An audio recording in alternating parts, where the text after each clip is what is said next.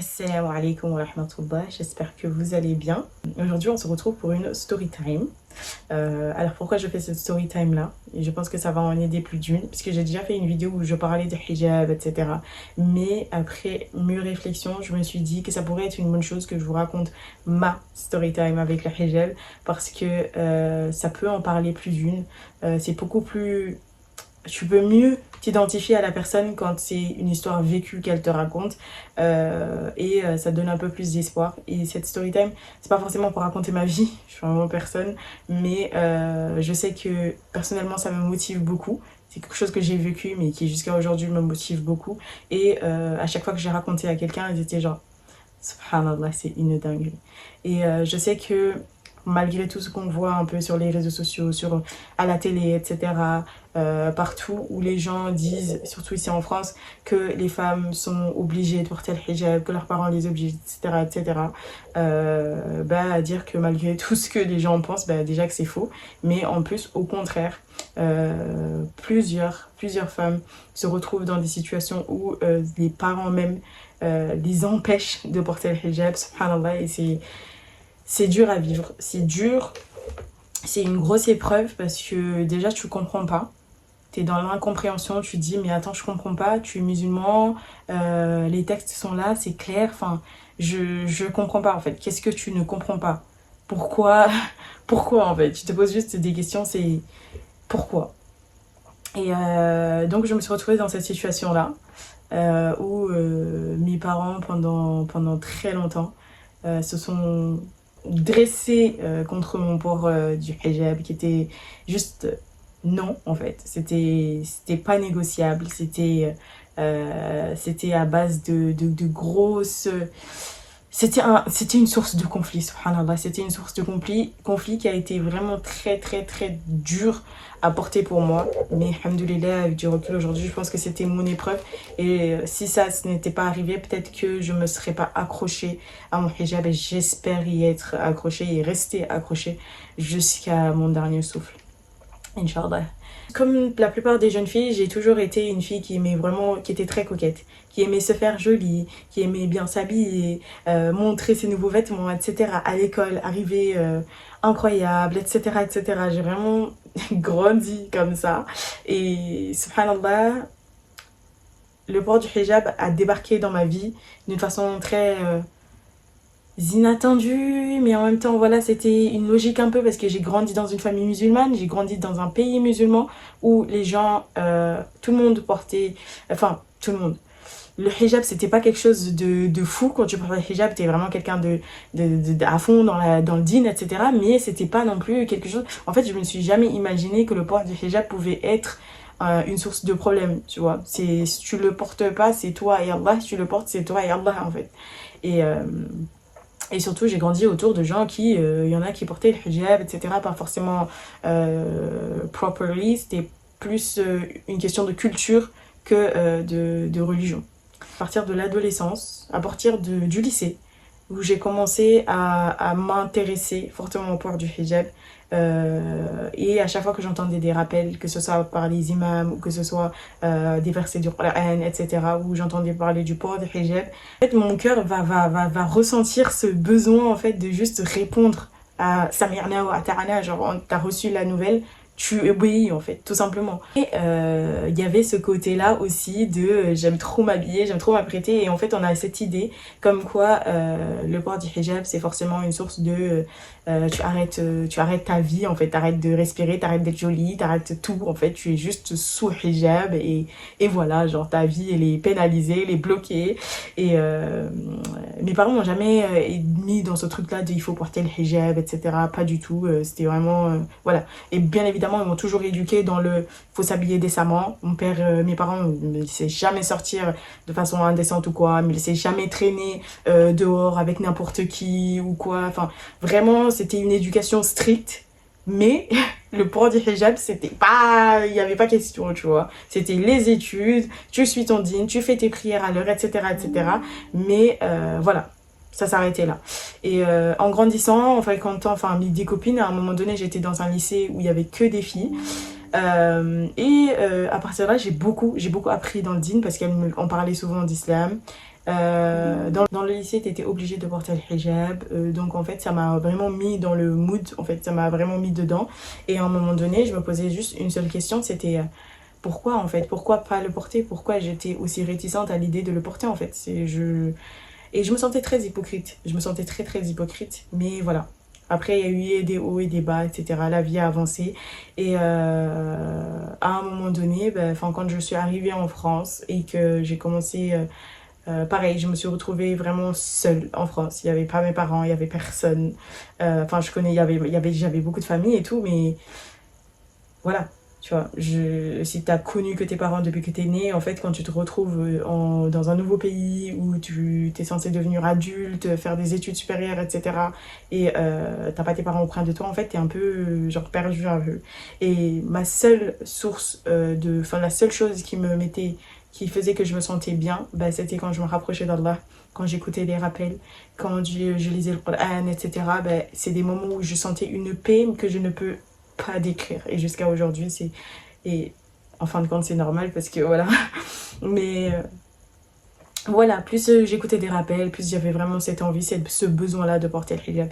Et à un moment donné, je me suis dit, je suis prête. J'ai envie de porter le hijab. Je veux porter le hijab. Je ne veux plus en parler. Je ne veux plus me créer des excuses. Je veux plus... Voilà. En fait, tout simplement, je vais arrêter de trop penser et juste obéir à l'ordre qui m'a été transmise. Je me rappelle, il s'est passé un truc encore plus. Une chose qui m'a vraiment beaucoup marqué, c'est qu'une fois, je suis sortie de chez moi vraiment en mode hijab de la tête aux pieds. Je portais pas je portais pas le niqab. C'était vraiment, je portais le hijab avec une abaya, une grosse abaya et tout. Enfin, vraiment, voilà. Et je suis sortie. Et quand je suis sortie, une personne de ma famille a appelé mon père pour lui dire... elle est sortie, elle est habillée en hijab, elle est couverte de la tête aux pieds, c'est très grave, c'est dangereux, ici les gens s'en foutent, elle peut se faire tirer dessus, elle peut, et n'importe quoi peut lui arriver, il faut vraiment arrêter ça tout de suite. Et donc mon père il entend ça, bien sûr il est en panique, ma mère pareil, et il m'appelle, mais qu'est-ce que tu fais? Comment ça tu sors de chez toi, tu portes le hijab, ça va pas, tu sais pas le pays dans lequel t'es, etc., etc. Et ça a été... Waouh! C'était la descente, le premier arrêt de la descente aux enfers. Je l'ai très mal vécu et ça a été des années et des années comme ça. C'était vraiment, j'ai pas le choix. Et le fait d'aller contre eux, c'était aller contre mes parents parce que c'est ceux qui m'ont mis au monde. Et concrètement, je comprenais pas le pourquoi du comment. Pour moi, on est musulman, on a reçu un ordre. Normalement, je portais le hijab, vous êtes censé être heureux, content, voilà. Et en fait, c'était pas le cas, c'était tout le contraire. C'était tout le contraire en fait. Et je me suis sentie perdue et je savais pas quoi faire. C'est parce que tu vois, tu peux pas te dresser contre tes parents et en même temps, en fait, c'est un ordre divin. Tu vas pas non plus arrêter d'écouter ton Seigneur pour tes parents. Et c'était très dur. C'était très dur. Ça a été extrêmement dur. Mais vraiment, parce que c'était allé très loin. Je vais pas forcément rentrer dans les détails, mais c'était allé extrêmement loin. Et subhanallah, j'ai malheureusement fini par l'enlever. Je me suis sentie contrainte et je l'ai enlevé. Et il y a eu bien évidemment d'autres épisodes, etc. Mais j'ai pas forcément envie de m'étaler sur ma vie privée. Mais juste pour vous dire que je l'ai vécu et je sais à quel point ça peut être dur. Allah a fait que j'ai dû passer par pas mal d'étapes, par plusieurs étapes dans ma vie, on va dire. Des hauts et des bas. Et je suis arrivée à un moment où vraiment ma vie était juste, pour moi en tout cas, jusqu'à ici, jusqu'à aujourd'hui, c'était le moment le plus bas de ma vie. Genre, que plus rien n'allait, j'étais vraiment au fond du gouffre, j'avais l'impression que j'avais plus de repères, il y a rien qui allait. Tout s'était effondré autour de moi. J'ai eu 10 milliards de problèmes qui sont d'un coup tombés sur ma tête. Je ne comprenais plus rien, je savais plus où aller, je savais plus quoi faire. Et encore une fois, mon cœur n'a pu s'apaiser que quand je me suis retournée vers Allah. Où j'ai délaissé tout ce bas monde en fait, où je me suis dit... je me suis battue depuis des années pour au final, en fait, regarde ce qui arrive. C'est même pas sous mon contrôle. tu vois. Il n'y a rien qui t'appartient. Tout est autour de toi. Aujourd'hui, tu peux tout avoir et demain, tout peut s'effondrer autour de toi. Et la seule chose que tu as, c'est cette foi que tu as en Allah. Il n'y a que lui qui est là pour toi. Il n'y a que lui qui peut te suffire dans n'importe quel moment. Que tu sois milliardaire ou que tu n'aies zéro. Que tu aies un toit ou pas du tout. Que tu aies des femmes et un mari ou des enfants. Tout ce que tu peux obtenir dans ce monde, en fait, ce n'est rien comparé à Allah, en fait. C'est rien de comparé au fait d'avoir Allah dans ta vie, au fait d'avoir Allah qui te soutient, au fait d'avoir Allah qui est auprès de toi. Et ce bonheur-là, c'est juste indescriptible. Quand tu ressens cet amour-là, quand tu ressens cette paix-là où tu te dis en fait il n'y a plus rien de ce monde qui m'intéresse, en fait peu importe ce que j'ai, de toute façon ça représente rien. Allah m'a juste montré qu'en fait ce monde ne représentait rien, en fait. Pour lui ne représentait rien et pour nous non plus ne doit représenter rien, parce que à part en fait un monde dans lequel nous sommes venus pour vivre, pour essayer en tout cas de le satisfaire et obtenir la récompense dans l'au-delà. Donc j'étais vraiment dans ce gouffre-là, dans ce voilà. Et le fait d'être dans ce mal, Allah m'a détaché de tout. Subhanallah, je peux même pas l'expliquer. Allah m'a détaché de tout. Je suis retrouvée à un moment de ma vie où je faisais plus rien. J'étais la plupart du temps à la maison, en train de dormir, en train de pleurer, en train de... Voilà, j'étais juste... Je parlais à personne. J'étais vraiment dans ma bulle et voilà, c'est tout. J'étais dans ma bulle et j'avais besoin d'une chose. À un moment donné, en fait, je me suis juste rendu compte que tu cours, mais en fait, au final, qu'est-ce que t'as? Où est l'essentiel? Et Allah m'a ouvert le chemin vers lui. J'ai commencé à beaucoup apprendre. C'est pour ça que j'aime beaucoup la plateforme YouTube. C'est pour ça que j'aime énormément la plateforme YouTube et que depuis des années, j'ai toujours voulu créer une chaîne et faire du contenu et aider les autres. Parce que, subhanallah, les contenus de cette chaîne, de cette plateforme, m'a beaucoup aidé. Par le biais d'Allah, bien évidemment. Mais le fait de regarder des rappels, de voir d'autres sœurs vivre peut-être les mêmes choses que moi, de voir des gens me motiver, etc., ça a vraiment été un moteur qui m'a permis, en fait, ça a été le gasoil, en fait, qui m'a permis de me remettre sur pied et de me battre. Et j'ai appris tellement de choses sur le dîn, parce qu'on peut dire ce qu'on veut sur internet, hein, on peut trouver du mal, on peut trouver tout ce qu'on veut, mais on peut aussi trouver beaucoup de bien, beaucoup de khair, si tu as un cœur sincère. Allah te guide toujours vers ce qu'il y a de mieux. Et subhanallah, j'ai beaucoup appris. J'ai commencé à beaucoup apprendre sur la religion, j'ai commencé à beaucoup me renseigner, à beaucoup lire, etc. Et bien évidemment, la question du hijab est tout de suite réapparue. Parce que c'est un fait, en fait. Tu peux pas juste skip ça, genre te dire ouais maintenant je suis une bonne musulmane, je prie, etc. Je fais tout ce qu'Allah me demande. Mais le hijab, je sais pas trop. Pour moi, c'était juste pas possible, en fait, puisque je me sentais hypocrite en faisant ça. Et subhanallah, je me suis dit, bon, mon bonheur, il est auprès d'Allah. Ça, il n'y a pas question, il n'y a pas de questionnement, il n'y a pas de doute, en fait, c'est évident et c'est normal, en fait, parce que, et ça, n'importe quel être sur cette terre peut faire ce qu'il veut, aller où il veut. Le bonheur, l'apaisement, la quiétude, le inexplicable, tu peux le trouver que auprès de ton Seigneur. Et c'est que par cette voie-là que tu vas trouver la paix intérieure et que tu peux grandir, évoluer et voilà, subhanallah. Et alhamdoulilah, après tout ça, je me suis dit que je veux porter le hijab. Et c'est là où j'ai appris, en étudiant, en cherchant, etc., en étant sur plusieurs vidéos, une prière que j'ai jamais entendue, subhanallah. En fait, je connaissais un peu le fait de prier la nuit, se réveiller au dernier tiers de la nuit et prier et demander à Allah de t'aider, ou etc. En fait, c'est quelque chose que j'ai toujours entendu. Je sais plus, je vais pas m'inventer des vies, je sais plus si je le faisais ou pas, mais c'est en tout cas le tahajjud. Subhanallah, je l'ai découvert à ce moment-là et ça a changé toute ma vie. Quand je vous dis toute ma vie a basculé à partir de ce moment-là. Parce que j'entends des tahajjud.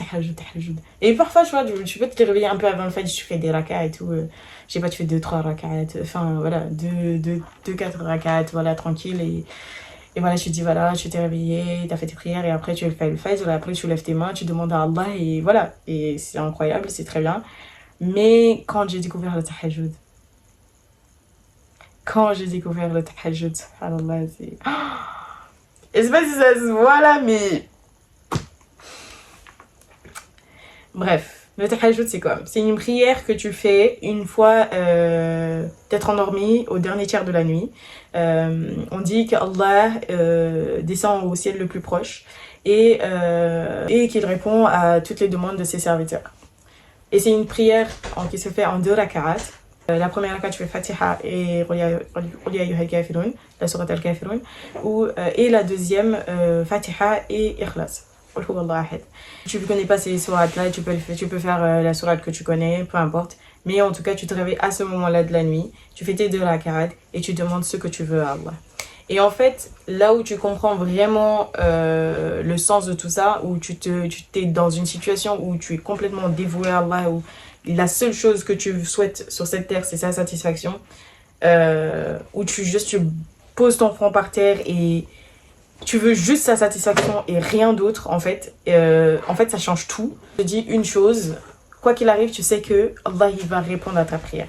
Si tu l'as fait correctement, Inch'Allah, et bien évidemment, avec le cœur sincère, Allah, il va répondre à tes prières. Soit il va te donner ce que tu souhaites tout de suite, parce que c'est le bon moment, tu lui as demandé, il te débloque et il te le donne. Soit il va le faire plus tard, au moment où ce sera le meilleur moment pour toi pour recevoir cette bénédiction-là. Soit il te la donnera pas du tout, mais il va te donner autre chose parce que c'est cette chose qui est meilleure pour toi. Soit il va faire ni l'un ni l'autre, mais il va garder cette doua-là et il va répondre à cette doua le jour où tu en auras le plus besoin, Yawm al-Qiyamah. Ou peut-être qu'il va se passer un truc de fou, où tu vas perdre tes hasanat, ou je sais pas, Allahu a'lam, et tu seras vraiment au bord de la perte éternelle.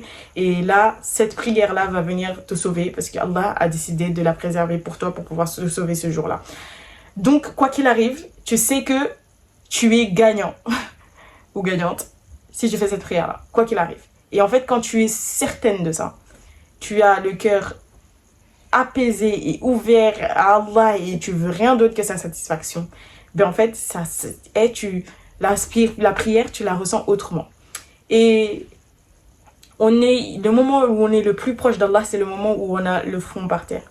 Donc, faites vos doigts, que ce soit en français ou en arabe. Quand vous posez votre front par terre, vous êtes en état de sujoud et que vous avez fait Subhana Rabbiyal A'la wa bihamdihi, comme d'habitude.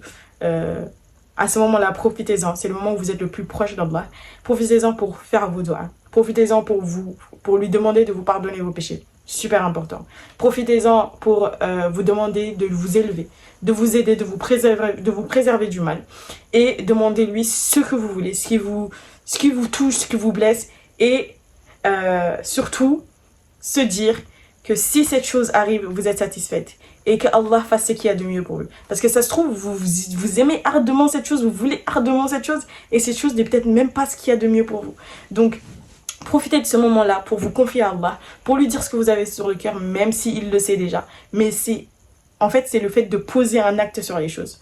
Tu vois, même s'il le sait, le fait de poser un acte, de poser des mots sur ce que vous ressentez, ça change tout en fait. Ça vous aide vous en premier, et voilà. Et Allah vous écoute quoi qu'il arrive, et peut-être par le biais de cette action-là, va vous ouvrir des portes que vous ne pouvez même pas imaginer.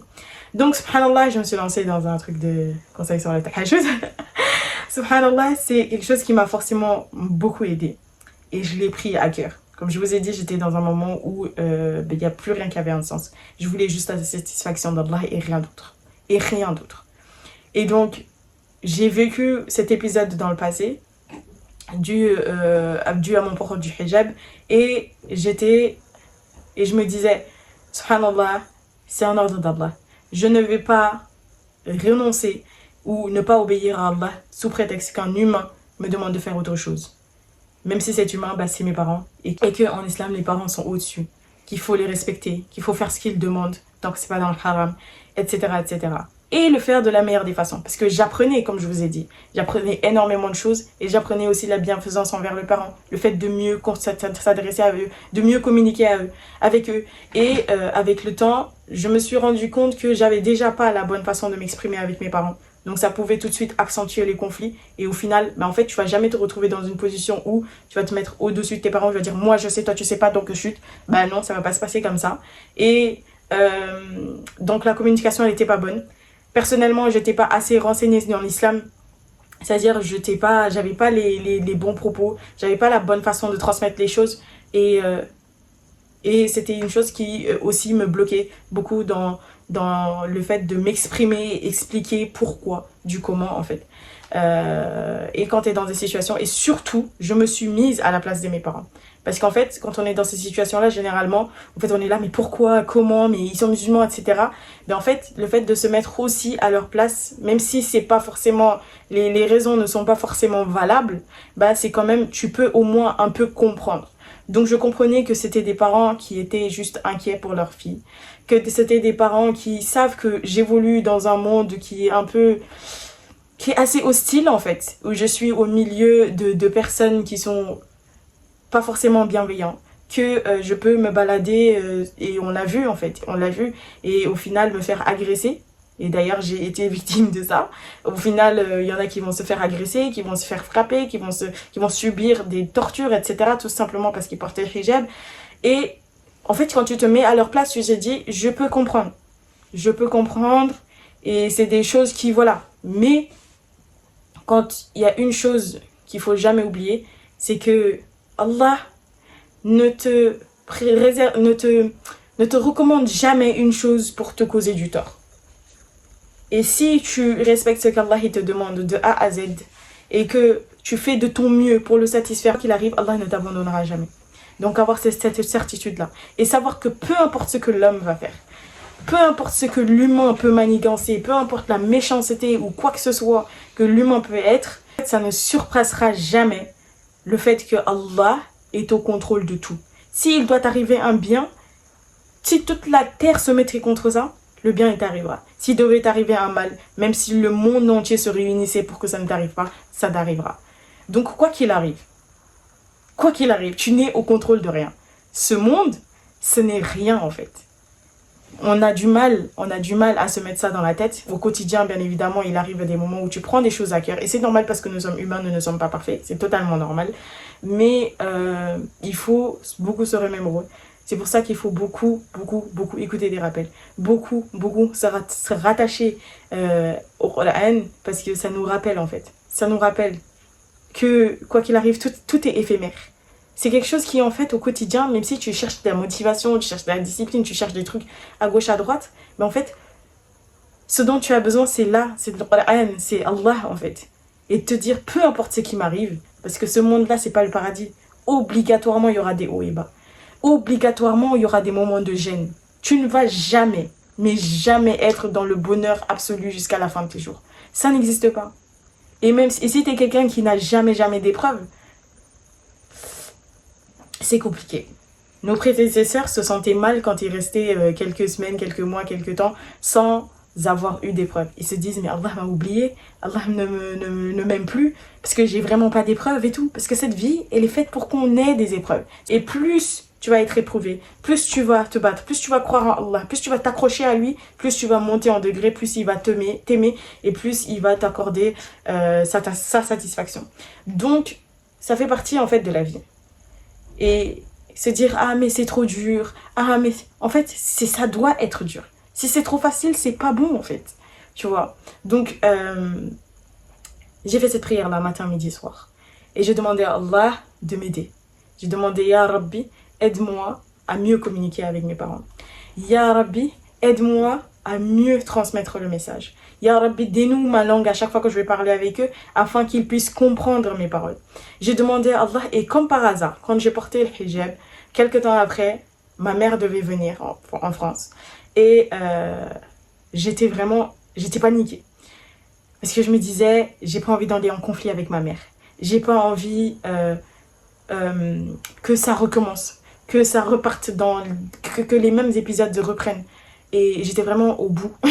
Parce que j'avais peur, en fait. J'avais peur. Pas forcément peur pour moi, parce que j'étais dans une mentalité où, quoi qu'il arrive, je n'enlèverai pas le hijab si Allah le veut. Ça n'arrivera pas. J'étais déterminée. Je vais respecter ce qu'Allah, le commandement d'Allah, quoi qu'il m'en coûte. Mais j'avais cette peur en moi parce que c'est mes parents. Parce que je les aime et j'ai pas envie d'aller en conflit avec eux. Et j'ai pas envie de décevoir Allah par ma façon de m'adresser à eux. Par ma façon d'envoyer le message. Donc je me disais, tous les soirs, je me réveillais, je priais la prière de Tahajjud. Je demandais à Allah, entre autres, de m'aider, etc. Et surtout de me faciliter le port du hijab. De l'ancrer à mon cœur et de me permettre de rester ferme sur cette décision-là. Également, et que pareil pour la prière, etc., etc., demandez à Allah de vous raffermir, demandez à Allah de vous aider, parce que c'est que par son aide que vous restez dedans, parce que une baisse de foi, c'est vite arrivé. La perdition est vite arrivée, en fait. Donc demandez à Allah et renouvelez souvent votre intention. Et surtout, je lui demandais, Ya Rabbi, quand ma mère va venir, aide-moi, Ya Allah, à trouver des solutions, en fait. Aide-moi à pouvoir le porter. Aide-moi à ne pas flancher. Aide-moi à mieux transmettre le message. Ouvre leur cœur. Je demandais à Allah d'ouvrir leur cœur et de leur permettre de réaliser, en fait, de comprendre ce que je veux, de me laisser vivre ma religion, de me laisser respecter ce commandement-là d'Allah. Et j'ai pas arrêté, subhanallah. Et puis ça a approché, et je me disais que tout est entré dans les mains d'Allah. J'ai fait ma demande, je me réveille tous les soirs et je demande à Allah, et je sais que Allah il m'a entendu, et qu'il fera ce qu'il y a de mieux. Et je continue. Je sais pas comment ça va arriver, bien évidemment, mais je pensais à comment je vais faire quand elle va venir, peut-être quand elle est à la maison, je vais enlever le hijab, et dès que je vais sortir mon hijab et je vais le porter dans la rue. Et quand je vais à l'école, je vais porter mon hijab, et quand je vais me rapprocher d'elle, je vais un peu l'attacher comme un turban pour faire genre. Vraiment, j'essayais de trouver des solutions, des parades pour pas aller en conflit avec elle. Le but, c'était de pas la décevoir, de rien, en fait, de juste pouvoir porter le hijab sans pour autant lui faire du mal, mais en même temps en respectant moi ce que je veux. Et Allah a vu cette sincérité dans mon cœur de ne pas vouloir aller en conflit avec mes parents. Et subhanallah, ma mère est arrivée. Et tous les jours, à chaque fois que je sortais avec elle ou sans elle, je portais le hijab. Tous les jours, je sortais avec mon hijab. J'allais à l'école avec mon hijab. J'allais faire les courses avec mon hijab. Je traînais avec elle dans tout Paris en portant mon hijab. Elle ne m'a jamais dit un seul mot concernant mon voile. Elle m'a jamais fait une seule remarque concernant mon voile. Elle m'a jamais dit, alors pourquoi tu portes le hijab là? Elle m'a jamais dit, ouais, mais depuis que je suis là, tu portes tout le temps le voile. Ça veut dire quoi là? T'as remis le voile? Elle m'a jamais fait une seule remarque et j'étais, subhanallah, je peux même pas dire choquée parce que Allah, ce qu'il fait, tu peux pas, tu peux même pas réaliser en fait. Ça arrive juste, subhanallah. Mais ça m'a fait un électrochoc. Et j'étais juste là, genre. Et je voulais même pas en parler, j'en ai pas parlé. Juste continuer à faire ma vie, à porter mon hijab tranquillement. Voilà. Je ramenais pas le sujet. Et elle vivait bien. Et j'essayais d'être la plus bienveillante du monde avec elle. Tout ce qu'elle voulait, tout ce qu'elle souhaitait, j'allais le faire. J'allais toujours essayer de répondre en fait, être une bonne fille, tout simplement. Et faire ce qu'Allah nous a demandé. Et j'ai pas passé des meilleures vacances de ma vie avec ma mère que ce moment-là. Puisque je voyais de l'amour, de la fierté dans ses yeux. Elle était satisfaite parce qu'elle voyait que sa fille était vraiment dévouée et que j'essayais d'être bienveillante, de bien lui parler, d'être douce avec elle, etc. etc. Et subhanallah, jusqu'à ce qu'elle est rentrée, je pense qu'elle est restée un mois ou quelque chose comme ça. Jusqu'à ce qu'elle est rentrée, elle m'a jamais parlé de mon hijab. C'était une dinguerie. C'était une dinguerie. Et quand elle est rentrée, elle m'a dit, mais je te voyais souvent porter le hijab, toi. T'es voilée ou il se passe quoi? Je dis, mais non, t'inquiète pas, maman. Viens, on parle pas de ça. Viens, on parle pas de ça. Parlons, alors, comment ça se passe, etc. Tu vois, vraiment passer à autre chose. Et subhanallah, depuis lors, j'ai jamais retiré mon hijab. Allah a fait, avec tout ce qui s'est passé, toutes les dingueries, comment ça avait fait des conflits de fous, où les gens appelaient mon père, appelaient ma mère, etc. Où c'est parti tellement loin. Avec tout ce qui s'était passé, subhanallah, là c'était juste passé crème. Je m'y attendais tellement pas. Je m'attendais à des conflits qui allaient débuter peut-être. Je m'attendais au fait qu'il va falloir que je lui explique, que je me pose, que j'essaie de trouver les mots, etc. Rien de tout ça. Subhanallah, Allah est juste...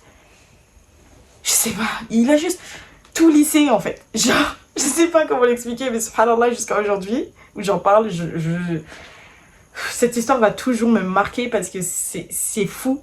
En fait, peut-être que vous n'allez peut-être pas vous rendre compte, à part les gens qui vraiment subissent ça avec leurs parents, mais en fait, avec tout ce que je vivais avec eux au quotidien, avec toutes les... au point où c'était allé loin, le fait que là, d'un coup, plus rien, j'étais choquée. J'étais choquée en fait. Et subhanallah, mon père, je l'avais pas encore vu. Parce que lui, c'était vraiment le plus, tu vois, il dit une chose, on respecte et personne parle, tu vois. Donc, encore ma mère, je me suis dit, bon, elle a rien dit, elle s'en fout, ok, c'est bien. Elle aussi, c'était dur, mais là, elle a rien dit. Donc, j'étais, subhanallah, c'est incroyable. Et la même année, Allah a fait que ils ont eu cette envie-là, ça faisait un moment déjà qu'ils voulaient aller faire le Hajj ensemble. Mais Allah leur a facilité, ils ont pu faire le Hajj cette année-là. Allah leur a facilité, ils ont pu faire le Hajj cette année-là. Donc moi, je rentre en vacances. Je porte le hijab. Je suis vraiment en full abaya, etc. Je suis jamais rentrée chez moi en mode de la tête aux pieds, couverte et tout. Donc vraiment, ils s'attendent... Je sais pas, juste je suis arrivée, j'étais voilée. Voilà. Et c'était 2 jours avant leur départ au Hajj. Je suis arrivée 2 jours avant leur départ au Hajj. J'ai pu les voir 2 jours. Et je suis arrivée à l'aéroport, mon père est venu me chercher. Et mon père et ma mère, ils sont venus me chercher. Et j'étais couverte de la tête aux pieds. Et... Subhanallah, j'appréhendais parce que mon père m'avait jamais vu voiler en fait, comme ça. Tu vois. Donc j'appréhendais beaucoup sa réaction, mais en même temps je me disais, je viens d'arriver, il va pas non plus m'attaquer, tu vois, mais peut-être il va m'en parler plus tard, tu vois, et je me disais, bon voilà, je vais devoir converser avec eux, etc., etc. Et subhanallah, je suis arrivée, ils n'ont absolument rien dit. Ils sont allés faire leur Hajj, ils sont revenus, jusqu'au moment où je vous parle. Ils n'ont jamais, plus jamais, parlé de mon voile, ou me demandé de le retirer, ou me dire, ouais, tu vis, je sais pas, tu te mets en danger. Jamais. Quand je vous dis, subhanallah, et je suis convaincue d'une chose, c'est Allah qui a tout réglé. Et ce sont ces prières-là qui m'ont énormément aidé. Le tahajjud, c'est une prière, mais phénoménale. En quelques mois, tout s'est arrangé dans ma vie. Tout, quand je vous dis tout, je vous disais que j'étais au plus bas fond de tout ce que vous voulez. Genre, j'étais vraiment au plus mal. J'ai tout abandonné. J'ai porté le hijab. Je me suis remis à fond dans le dîn. J'ai essayé d'apprendre. J'ai tout donné ma vie. J'ai accordé à Allah. Et Allah me l'a rendu en centuple. Ça ne veut pas dire que j'ai jamais flanché depuis lors. Ça ne veut pas dire que j'ai jamais eu des baisses de foi, etc. Non. Mais je sais une chose, c'est qu'Allah est là, qu'il est capable de tout et que rien ne vaut l'amour d'Allah, rien ne vaut la recherche de sa satisfaction. Et ces vacances-là ont été les meilleures de toute ma vie. J'ai cherché une alternance, subhanallah. Allah m'a facilité. Parce que je vous dis que j'étais au plus mal. C'est-à-dire toute l'année, j'ai même pas été à fond dans la recherche d'alternance. Allah me l'a ramené comme ça. J'ai cherché une école, parce que j'étais au point où j'avais même plus d'école. Allah m'a facilité, j'ai eu mon école comme ça. Alors que j'étais en vacances. Subhanallah, c'est un truc de fou. Je ne saurais vous l'expliquer. Tout s'est arrangé dans ma vie en un claquement de doigts. Tout. Avec mes parents, la discussion, les échanges n'ont jamais été aussi fluides de toute ma vie qu'à ce moment-là. Jusqu'à maintenant, alhamdoulilah. En fait, toute ma vie a changé.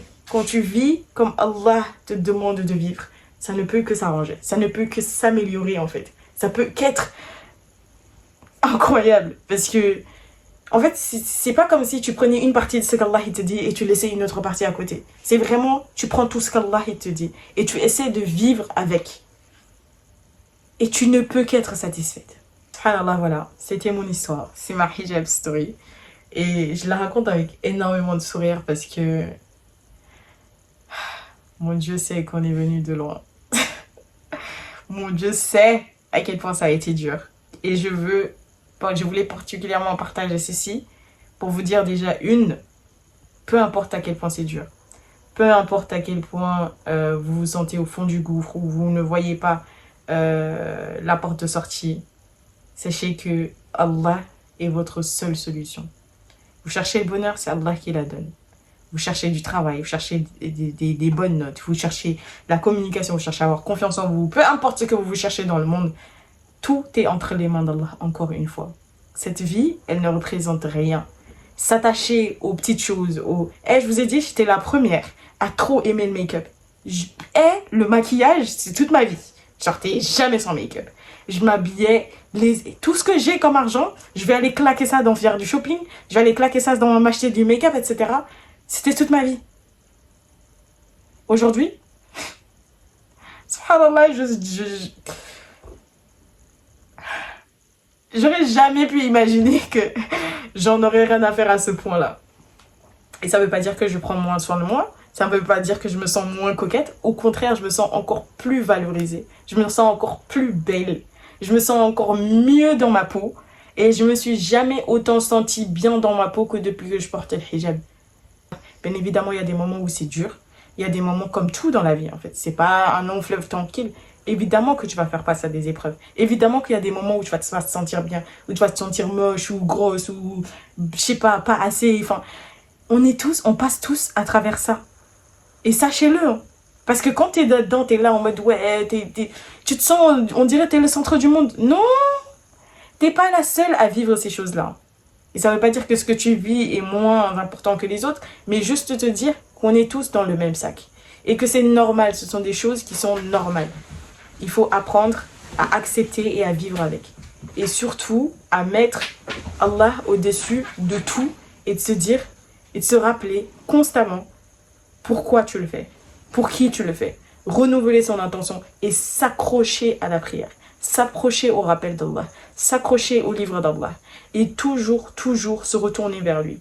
Peu importe ce que vous cherchez, peu importe ce que vous voulez faire, même si c'est dans le bien, vous pouvez rencontrer des épreuves et c'est Allah qui va vous aider à surmonter ces épreuves-là.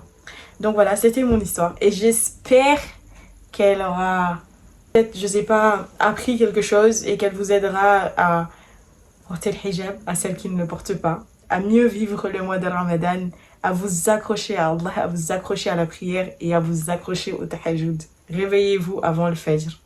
Faites de la ka'ad. Prosternez-vous devant le Seigneur des univers et demandez-lui, en sachant pertinemment qu'il n'a aucune limite. Il n'y a rien qui lui est impossible. Parfois tu peux te dire, oh mais c'est fou, mais ça pourra jamais m'arriver. Et pourquoi? Demande à Allah et tu verras. Assalamu alaikum wa rahmatullah.